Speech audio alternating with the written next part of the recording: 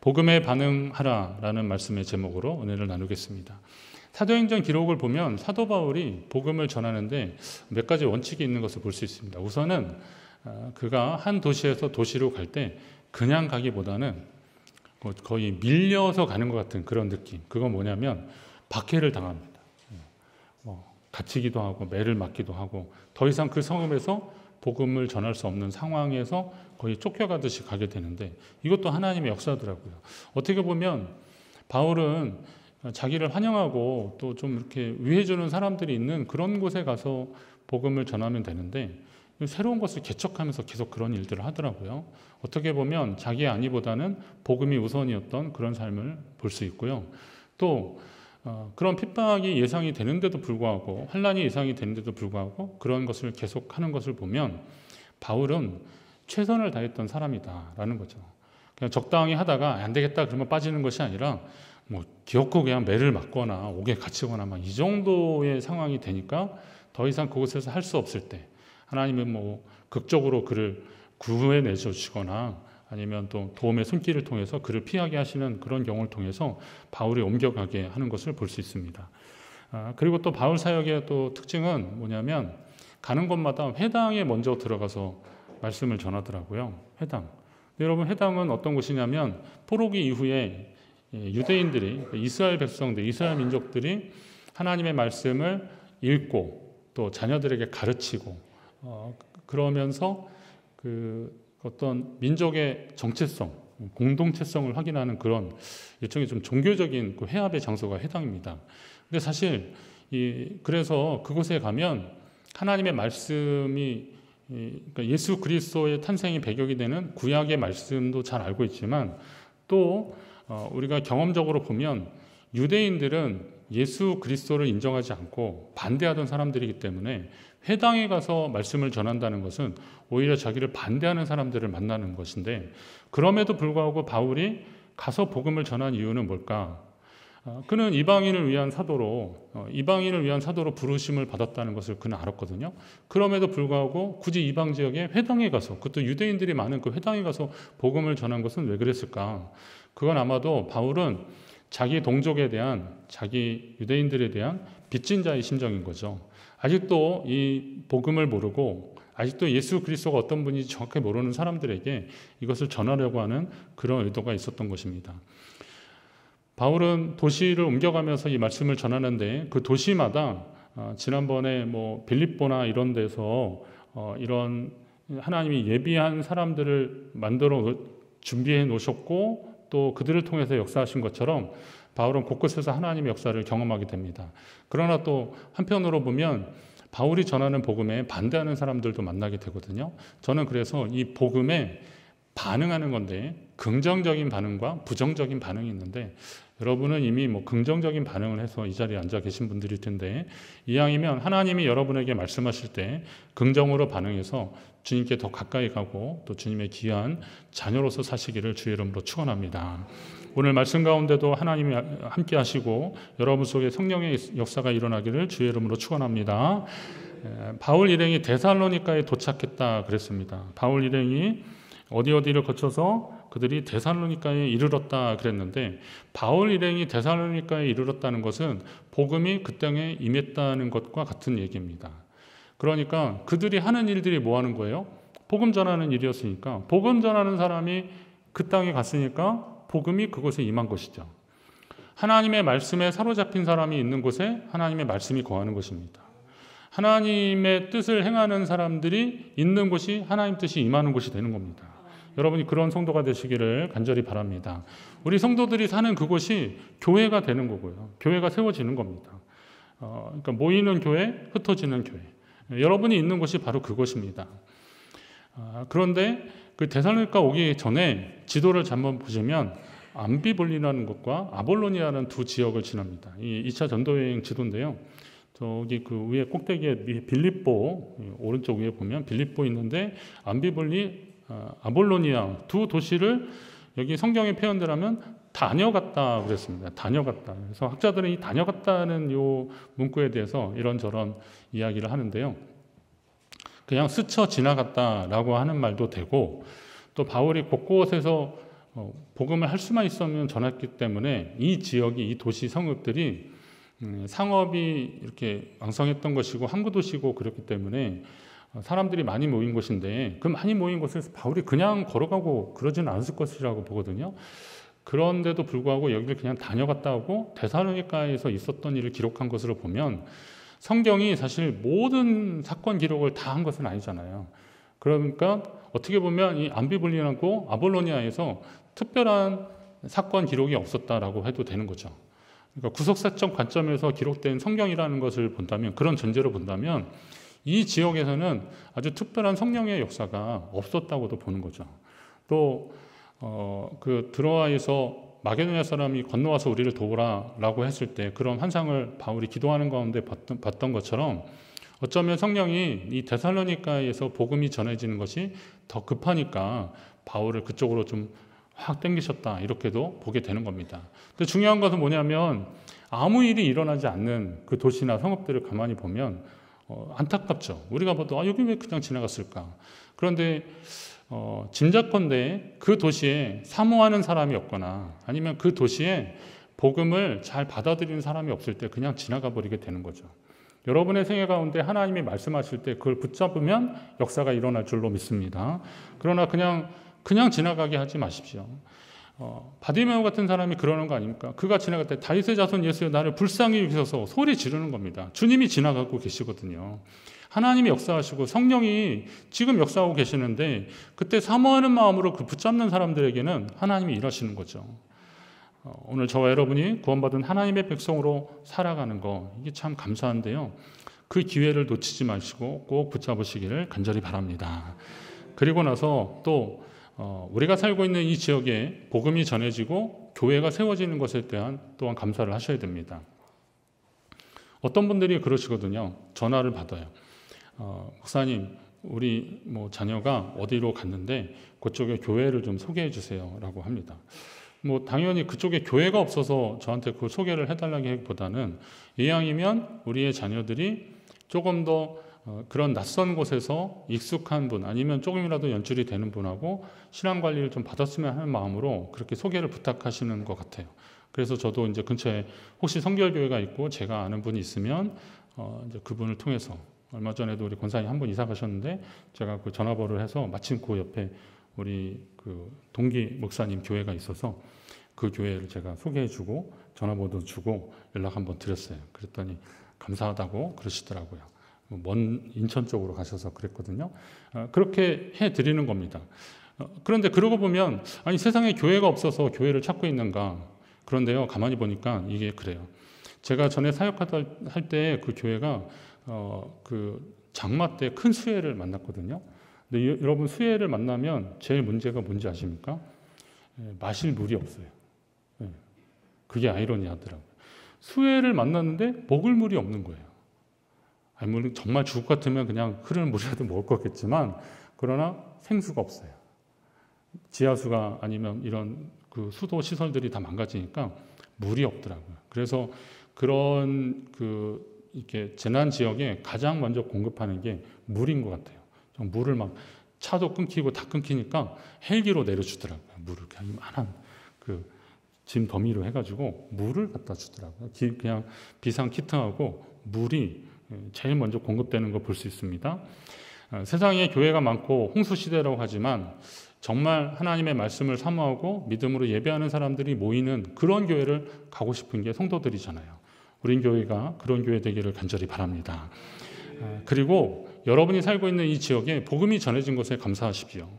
우리 지역에 복음이 전해졌는데 우리가 이렇게 춘천중앙교회로 다니고 있는데, 그러면 복음이 전하지 못한 지역의 사람들보다 우리가 더 우월하거나 그럴 만한 충분한 자격이 있어서 이곳에 교회가 세워졌다고 생각하면 이건 대단한 착각입니다. 생각해 보시면 어떤 지역에 산다는 것은 좀 편리한 것들이 분명히 있습니다. 제가 농촌 지역에도 목회를 했었고 광역시, 대도시에서도 목회를 해보고 그랬기 때문에 농촌과 도시의 차이가 뭐냐면, 도시에는 웬만한 건 다 있어요. 하다못해 여기 주민센터 아니면 시청, 그러면 이 동네 분들은 더 좋은데요. 시청 위에 걸어가도 되거든요. 이렇게 걸어가잖아요. 차 가져가면 오히려 막 주차하고 막 그런 시간도 있어서 그냥 걸어가는 게 더 좋습니다. 세무서 같은 경우도 여기 바로 여기 있잖아요. 바로 여기 있거든요. 뭐 물건을 살려고 해도 바로 여기, 병원도 여기 있고 다 있어요. 다. 근데 제가 살던 평창 지역에는 이쪽 사람들은 원주 세무서로 가야 되고요. 이쪽 사람들은 또 강릉 세무서로 가야 돼요. 거기 너무 머니까. 그리고 원주가 아니라 영월로 가는구나. 법원도 우리 여기 다 있잖아요. 근데 거기는 재판 한번 받으려도 한 2시간 가야 돼요. 그렇더라고요. 이쪽 끝에 있는 사람들은. 장례식장도 보면 우린 여기 다 있잖아요. 근데 거기는 장례식장도 별로 없어요. 그러니까 장례가 나도 그냥 집에서 하거나 아니면 뭐 어디 있는 곳을 찾아가야 되고 그렇습니다. 자, 불편합니다. 그런데 서울 같은 경우는 보니까 어르신들 65세 이상 되면 지하철이나 대중교통 그냥 무료로 이용하잖아요. 우리는 이용하고 싶어도 지하철을 탈 수가 없어요. 여기 기차나 좀 타고 서울 가면 모르겠지만 서울 분들은 웬만하면 그래서 어떤 분들은 그걸로 배송 이렇게 배달하는 알바를 하시더라고요. 어느 역에서 역까지 갖다 주고 오고 그런데 공짜니까 그게 가성비가 되게 좋대요. 그래서 그런 알바를 어르신들 중에 건강한 분들 하더라고요. 근데 여기는 하고 싶어도 못해요. 그러면 이제 생각을 해보실 때 잘 됐습니다. 여러분이 이제 약간 애매한 도시에 살고 계시는 분들인데 그렇다고 해서 여기 시민과 저기 시민이 태생적으로 우월하거나 탁월하다고 생각하는 사람은 약간 좀 뭐가 잘못된 사람입니다. 사실은 다 똑같은데 이곳에 이런저런 사연으로 이곳에 살고 있는 거고 나름대로의 자기 삶에 최선을 다하는 겁니다. 근데 솔직히 저는 저쪽 그 서울 쪽에서 살려면 조금 힘들 것 같아요. 일단 너무 힘들어요. 숨 쉬는 게 힘들고 차 가지고 움직이는 것도 힘들고 그냥 이렇게 올 때 일단 저쪽 그 어디입니까? 평내 호평만 딱 지나면 벌써 이렇게 가슴이 탁 트여지고 그래서 나는 천상이 여기에 맞나 보다 이런 생각도 들고 그렇습니다. 부산에 있다가 춘천에 오니라고 원주 치악산을 보는데요. 이 파란 게 딱 들어오니까 눈이 정화가 되는 것 같은 그런 느낌도 있고 그렇습니다. 그러니까 저마다 자기가 살고 있는 것이 가장 좋다고 생각하는 거거든요. 서울 사람들은 또 안 그래요. 편해서 좋다고 그럽니다. 병원 가깝지 뭐 가깝지 막 그렇게 얘기합니다. 그 맛에 산다는 거죠. 집값이 비싸고 막 그래도 그렇습니다. 그건 뭐 누가 뭐라 할 건 없어요. 그러니까 자기가 살고 있는 것이 가장 좋다고 생각하는 것이 행복한 비결입니다. 자, 그러면 저마다 그런 사연을 가지고 사는데 그렇다고 해서 어느 특정 지역에 사는 것 때문에 더 우월하다고 생각하면 오산이듯이 복음도 마찬가지입니다. 오늘 우리가 복음을 듣고 하나님의 자녀 되었는데 우리가 특별히 귀하다고 해서 하나님이 우리에게 이곳의 교회를 세운 것이 아니라는 거죠. 모든 성도는 모든 생명은 다 귀한데 하나님이 그 기회를 주셨다면 그건 은혜로밖에 해석이 안 되는 말들입니다.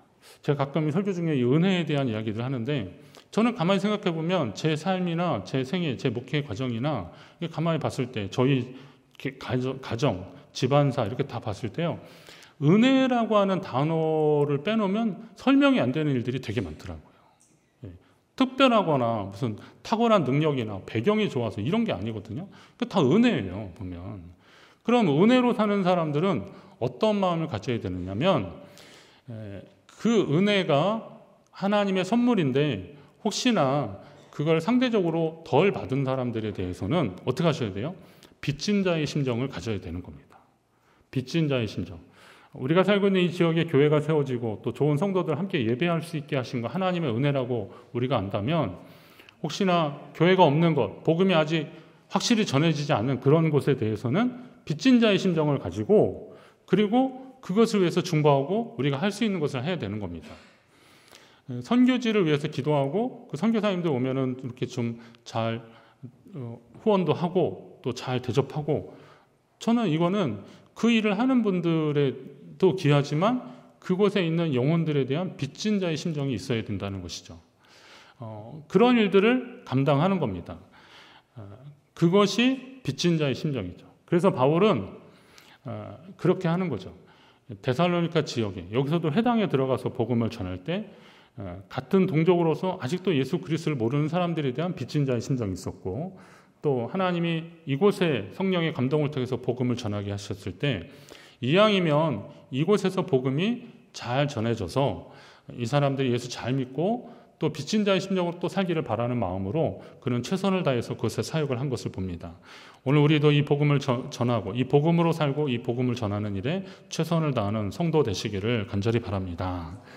자, 회당에서 먼저 복음을 전했다고 했는데 회당에서는요 또 그런 장점들이 있었어요. 비록 그들이 바울을 환영하지는 않았지만 일단 회당에 모인 사람들은 유대인들도 있었고 유대교로 개종한 이방인들도 있었던 겁니다.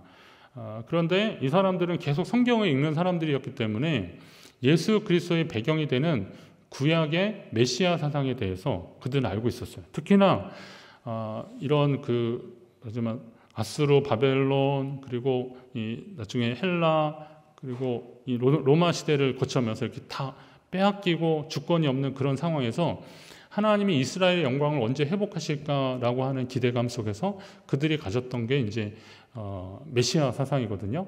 근데 메시아 사상이 성경 곳곳에 있으니까 예를 들면 이제 이사야서 11장 같은 데 보면 이새의 줄기에서 한 싹이 나며 그 뿌리에서 한 가지가 나서 결실할 것인데 그 외에 여호와의 영 곧 지혜와 총명의 영이요 모략과 재능의 영이요 지식과 여호와를 경외하는 영이 강림하시리니 이런 얘기들이 나오는데 이거 성경적 배경이 없으면요 이거 잘 모르는 얘기예요. 이새가 누군지 아십니까?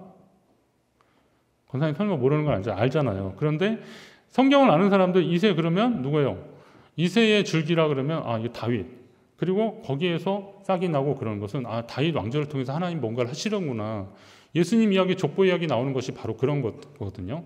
마태복음이나 이런 데서 족보가 계속 나오는 거는 그 유대적 배경을 가지고 있는 사람들이 이게 무슨 말인지 아는 거예요. 특히 다윗으로 연결되는 이 족보를 이야기하는 것은 이걸 어떤 얘기를 하려고 하는 거구나 라고 하는 거죠. 영화나 이런 거 보면 노래나 이런 거 보면 인트로 부분이 있잖아요. 그걸 딱 들으면 이게 어떤 걸로 나갈 거고 기대하게 되는데 바로 그런 걸 소개하는 겁니다. 자, 회당에 들어가서 그 메시아에 대한 개념이 있고 그것을 기다리는 사람들이 있었기 때문에 바울은 그것을 거점으로 해서 말씀을 전하기 시작하는 겁니다. 그런데 이제 바울이 전한 그리고 사도행전을 계속하면서 우리가 보는 공통점이 뭐냐면 일반 예수님의 제자들과 그리고 사도 바울이 가서 한 것이 뭐냐면 그러니까 전한 복음의 핵심은 예수가 그리스도다라는 겁니다. 한번 따라합니다. 예수가 그리스도다. 그러니까 예수님을 아는 사람들에게는 그분이 바로 그리스도다라는 거고 예수를 모르는 사람들에게는 우리가 기다렸던 그 그리스도가 예수다 하는 얘기를 해주는 거예요.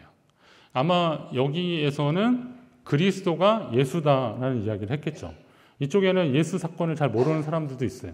물론 6월절에 예루살렘에 올라왔던 사람들에 의해서 다시 고향 자기 살던 동네로 가서 그런 이야기를 해서 아는 사람들도 있긴 했겠지만 아무튼 그리스도는 아는데 예수를 모르는 사람들에게 그것을 소개하는 거죠. 그러면 이건 굉장히 단순해야 되는 겁니다. 이걸 막 복잡하게 어떤 배경을 자꾸 얘기하면 되게 힘들어요. 저는 목사로서요, 복음이 굉장히 단순하고 명료한 게 너무나 쉽고 명료한 게 너무 감사해요. 다행이다. 다행이다. 제가 만약에 복음이 복잡하고 상당히 많은 지식과 논리적 어떤 기법이 요구되는 그런 것이라고 해서 그거를 막 계속 설명을 하고 막 어떤 논법에 의해서 계속 얘기하고 그러면요, 지금은 별로 안 계시는데 다 주무실 거예요. 저도 말하면서 헷갈리고 되게 힘들 겁니다. 그러나 복음이 굉장히 단순하고 명료한 이유가 있어요. 그거는 뭐냐면 누구라도 들으면 알 수 있게 하기 위해서 그런 겁니다.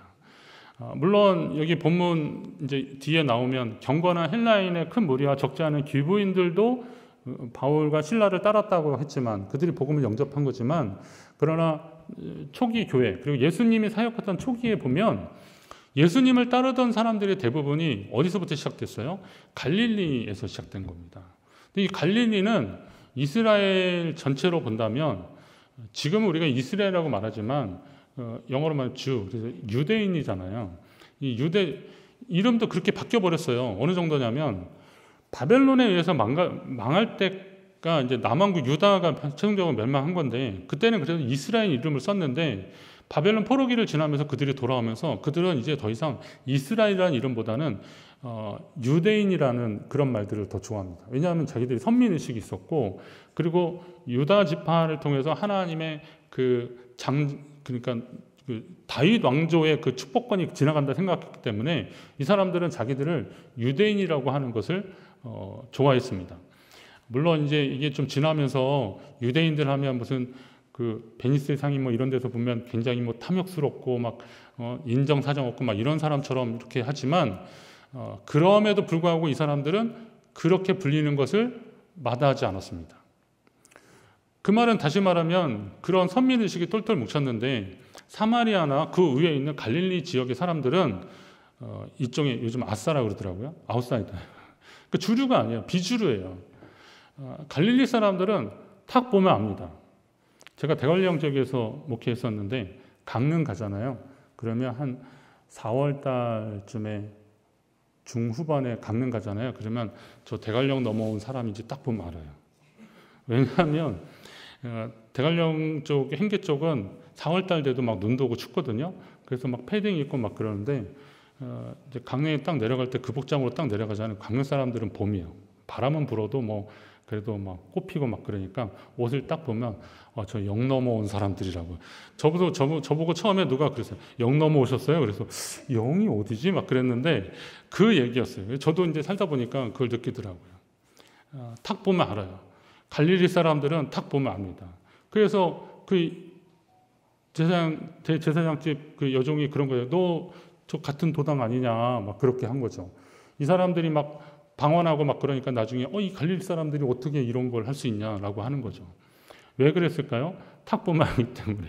그만큼 편견, 선입견 이런 것들이 많았습니다.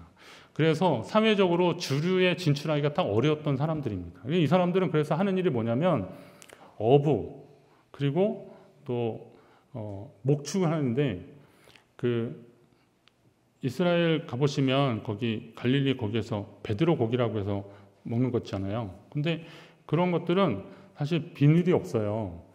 그런데 그걸 키워요. 어부들이 그걸 잡아서 팔아요. 음식 정결법으로는 먹지 못하는 건데 그걸 잡아다 팔아요. 거라사인 지역에서 귀신 들린 사람이 돼지떼에 들어갔잖아요. 그럼 거기에 갈릴리 바다 호수인데 건너편에 있지만 그래도 유대인이라고 할 수 있는데 이방 지역에 가깝지만 그런데 거기에서도 거기 사는 사람들은 먹지 못하는 걸 키우는 건 뭐예요? 그거밖에 할 게 없는 거예요. 그거라도 해서 먹고 살아야 되니까. 그러니까 이런 편견을 가지고 살았던 사람들. 배움도 짧고 배경도 없고 그런데 이런 사람들이 예수님을 따르기 시작해요. 왜 그랬을까요? 하나님 나라 복음이 간단하고 쉬웠기 때문에 그렇습니다. 이걸 막 어렵게 표현하고 그랬으면 아마 거기 따라올 사람이 없었습니다. 처음에는 뭐 오병이어 기적을 보면서 임금 삼으려고 이분이면 우리를 먹여 살릴 것이다 라고 생각했는데 그게 아니란 걸 나중에 알았잖아요. 예수님 말씀 듣고 인격이 변화되고 삶이 변화되면서 예수님을 따르는데 나중에 복음서에 보면 갈릴리에서부터 따라온 여인들 나오는데 여인들만 있었겠어요? 사람들이 많이 있었죠. 그건 뭐냐면 간단하고 쉬웠기 때문에 그렇습니다. 예수님의 제자들과 바울 사도가 전한 복음의 내용은 쉽고 단순했습니다. 영접하는 자, 곧 그 이름을 믿는 자들에게는 하나님의 자녀가 되는 권세를 주셨다. 하나님이 세상을 이처럼 사랑하사 독생자를 주셨으니 이는 그를 믿는 자마다 멸망치 않고 영생을 얻게 하려 하심이라. 계속 그럽니다. 누구든지 주의 이름을 부르는 자는 구원을 받으리라. 이게 사도들이 바울이 계속 얘기했던 내용입니다. 자, 복음은 예수가 그리스도임을 믿게 하는 하나님의 말씀입니다. 그러니까 예수 그리스도에 대해서 소개하고 그분을 영접할 수 있는 계기로 만드는 것은 다 복음이에요. 말씀입니다. 그 말씀을 듣고 그 복음을 듣고 여러분은 하나님 앞에 나오신 거예요. 이에 진리의 말씀으로 여러분에게 구원이 임한 줄 믿으시기 바랍니다.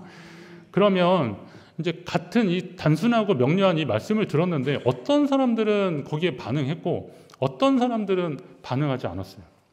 수능 끝나고 만점 받은 학생이 왜 인터뷰를 그렇게 하라고 시키는 것 같아요. 공부의 비결이 뭡니까? 했더니 수업 시간에 선생님 말씀을 잘 듣고 뭐 예습 복습을 잘했다는 거예요. 저도 했는데 나는 왜 만점이 안 나올까요? 친구들이 저거 뻥이라고 막 그러는 거죠. 아니요. 그분의 노력, 그 학생들의 노력을 무시하자는 얘기가 아니라 똑같이 들었는데도 먼 산 바라보고 딴짓하고 그러면 안 되는 거죠. 그리고 또 개인의 능력이라는 게 한계가 있으니까 어떤 분이 그러시더라고요. 나는 지금 들으면 돌아서면 잃어버린대요. 그래서 어떤 분이 그래. 난 들으면서 딴 생각이 자꾸 나서 뭔 말하는지 하나도 모르겠다고 막 그런 분들도 있어요. 개인적인 능력이에요. 다 그렇습니다. 자, 그런데요, 어떤 사람들은 말씀을 듣고 바로 반응을 하는데 어떤 사람들은 반대하는 사람들이 있었던 거예요. 그러면 이건 왜 그러냐? 똑같은 복음이 전해졌는데 어떤 사람들은 반응하고 어떤 사람들은 그냥 외면하고 트집을 잡아서 그들을 핍박하냐? 오늘 말씀을 듣고 바울 일행을 따른 사람들은 복음에 반응한 구원받은 사람들입니다. 말씀에 반응한다는 것은 잠자던 영혼이 깨어나는 것과 같은 겁니다. 그러니까 하나님의 말씀을 들으면 잠자던 영혼을 깨우는 것 같은 그런 거죠. 제가 초등학교 2학년 때 미끄럼틀에서 떨어져가지고 제 팔이 한번 부러졌습니다. 가방에 이렇게 들고 집에까지 갔더니 어머니가 놀래가지고 빨리 병원으로 갔는데 엑스레이 찍어보고 그랬더니 팔이 부러졌더라고요. 그래서 깁스를 이렇게 했습니다. 이렇게 여기까지 다 해가지고 여기만 이렇게 내놓고 다 했어요. 그래서 얼마나 해야 돼요? 한 달은 해야 된다는 거죠. 그래서 한 달을 하고서 그거 할 때는 되게 재밌었습니다. 로버트 팔이잖아요. 그래서 또 농담도 했어요. 밥 먹는 손은 살았다. 그래서 막 먹기도 하고 그랬습니다. 근데 한 4주 지나고 나면 이제 풀면 되는 줄 알았더니 딱 푸니까 어떻게 됐어요? 제 팔이 이렇게 굳어버린 거예요. 이게 안 돼요. 손을 들려고 그러면 펴지지 않고 이렇게 되고 막 그러는 거죠. 그래서 제가 너무 놀랐어요. 어린 마음에 너무 놀래가지고 제가 엄마한테 막 물은 거죠. 나 이렇게 살아야 되는 거냐고 그랬더니 어머니가 막 웃으시면서 선생님 말씀 잘 들으면 펴줄 테니까 따라 하라는 겁니다. 그냥 지금처럼 특별한 물리치료나 재활치료를 한 건 아니고요. 그냥 집에서 이렇게 핫팩하면서 이렇게 계속 하라는 거죠. 꾸준히 해보니까 이게 펴지더라고요. 여러분 이걸 잘 생각해 보셔야 됩니다. 죄에 익숙한 인생이 처음부터 복음에 반응하기란 어렵습니다. 하나님의 말씀이 들어온다는 것은, 내 안에 자리 잡는 것은 내가 성령을 인정하고 영접하고 모셔야 이것이 내 안에서 피가 되고 살이 되는 건데 처음부터 그러진 않거든요. 튕겨나가는 겁니다. 그러나 주님께 대한 신뢰를 가지고 앞으로 한 발 한 발 나아가게 되면 그게 익숙해지는 겁니다. 그러니까 주님이 우리를 변화시켜 주시도록 우리를 내어드리는 겁니다. 그렇게 할 때 하나님이 우리를 사용하시는 겁니다. 그러나 어떤 사람들은 이제 여기에 있었던 그 경건한 헬라인들, 이런 사람들이라는 걸 잘 보십시오. 경건이라는 말은 모든 사람들에게 다 넣을 수도 있는, 붙일 수도 있는 수식어겠지만, 그러나 적어도 이 경건한 헬라인들이라는 사람들은 하나님을 사랑하는 사람들이야. 갈망하는 사람들이야. 태생부터 유대인이라서 그냥 유대인으로 하나님 민족이구나, 선민이구나 이렇게 생각하는 사람이 아니라 하나님에 대한 그 좋은 마음을 가지고, 여러분 생각을 해보세요. 유대인이라면 솔직히 저 팔레스타인 이쪽 지역에 있는 조그만 지역의 사람들인데 이 사람들이 퍼져서 살다 보니까 회당도 세우고 그랬던 건데, 지금이야 유대인 하면 재력도 있고 대단하다 막 그러지만 당시로서는 쫓기는 사람들이고 말하자면 집도절도 없는 사람들 아니에요. 그런데 당대의 최고의 그 그리스 헬라 문화에 익숙했고, 여기에서 귀부인들이라고 그러는데 귀부인이라는 말이요, 이게 잘 찾아보니까 그거예요. 리더예요, 리더. 말하자면 그 지역에 어떤 것을 선도하는 사람들인데, 이런 사람들이 거기서 하나님을 믿게 된 거예요. 그런 사람들을 경건한 사람들이라고 한 거예요. 그러니까 이 사람들 속에서는 하나님에 대한 갈망이 있었던 거예요. 간절함이 있었던 거예요. 그러니까 여기에 복음이 딱 들어가니까 이거를 막 흡수하듯이 받아들이게 되는 거죠. 그렇게 된 거죠. 갈망했던 거죠. 그러나 어떤 사람들은 튕겨나간 겁니다. 이 시기하여서 불량한 사람들을 동원해서, 동네 깡패들을 동원해서 성을 소동케 막 소란하게 한 거죠. 야손이라는 사람의 집에 침입해서 그를 끌어내려고 했는데 바울이 떠나고 없으니까 그 사람을 잡아다 고발하고 막 그럽니다. 그러니까 바울을 도왔던 사람들까지도 끌어내서 막 어렵게 하는 겁니다. 그런데 이 사람들을 잘 보시면, 아니 그냥 빌립보에서 귀신 들린 여종을 고쳤을 때는 그 여종이 그거 점치고 그래서 돈이 생겼잖아요. 그러니까 근데 그걸 못하니까 자기들의 이익이 끊겼으니까 괘씸해서라도 바울 일행을 고발하지만, 여기 사람들은 손해를 본 거 있어요. 그것 때문에 어려움 당한 게 있어요. 그런데 그를 고발하는 거예요. 고발할 다른 이유가 없으니까 여기에서는 시기하였다 이런 표현합니다. 여러분 시기한다는 말은요 굉장히 애매한 말입니다. 이거는 우리 누가 말하면 버럭 이렇게 자존심 상하는 말인데 본인은 아는 말이에요. 누가 잘 돼. 그럼 어때요? 마음이? 쟤는 뭐 뭔데 저렇게 잘 돼? 막 이런 마음이 드는데 누가 쿡 찔러. 야, 너 그런 거 뭐 질투하냐? 시기하냐? 무슨 소리야? 난 저 사람 축복하고 있어. 막 이렇게 말하는 게 시기하는 마음이에요. 근데 바울이 지금 그렇게 하고 있으니까, 바울이 전하니까 복음이 전해지면서 자신들의 종교 지도자로서의 영적 권위가 떨어지고, 그리고 자기들이 가르치는 도가 아닌 다른 도를 전하니까 이게 못마땅한 거죠. 그런데 사람들이 따로, 자기들은 그렇게 얘기해도 안 따라오는데 사람들이 따로, 이게 시기하는 거예요. 그러니까 그를 고발하는 겁니다. 근데 고발도 어느 정도인데, 아주 뭐 그 집안에 있는 사람, 그를 돕는 사람들까지 다 끄집어내서 고발하고 그러는 거는, 이건 정도를 넘은 건데요. 이거는 잘 보시면 이런 거예요.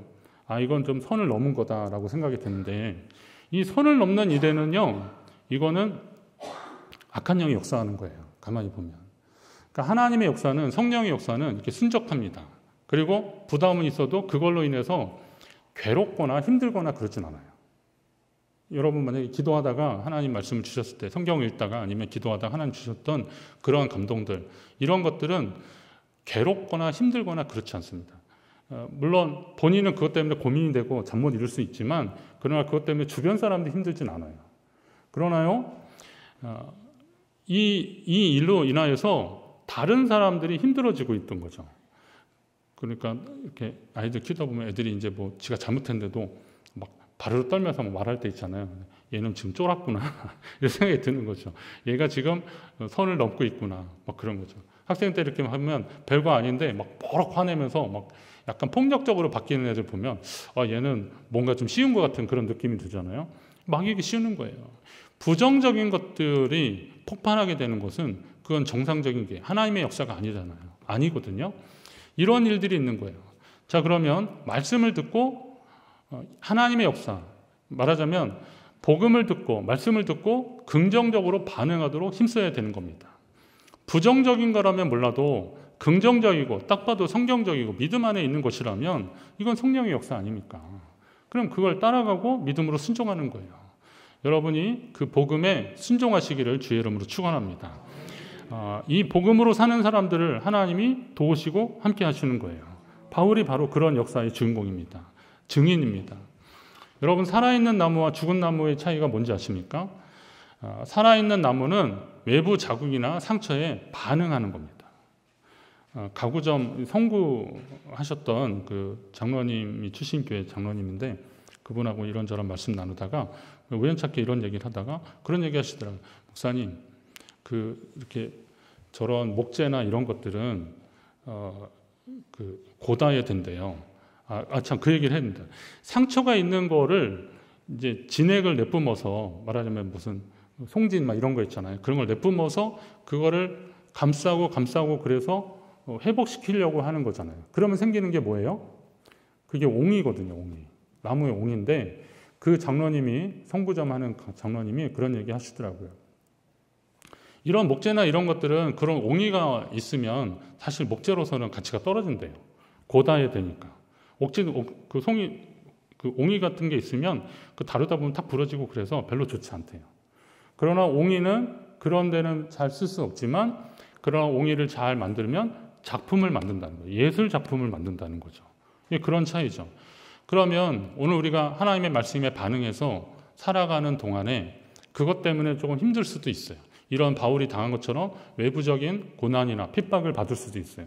그러나 그 일이 맞고 하나님이 우리에게 주신 것이라면 그것을 품고 애쓰면 혹시 그것이 옹이가 되더라도 우리 인생은 작품이 된다는 것이죠. 그런 삶이 하나님 기뻐하시는 삶이라는 겁니다. 그러나 난 안 돼, 못하겠어 라고 하면서 그렇게 살아가면 하나님은 그의 인생을 작품으로 만들기 참 어렵다는 것입니다. 그러면 이왕이면 어떻게 하셔야 돼요? 반응하셔야 되는 겁니다. 이 얘기는 제가 가끔 하는 얘기 중에 하는데요. 저희 집이 예전에 불 때는 집이었거든요.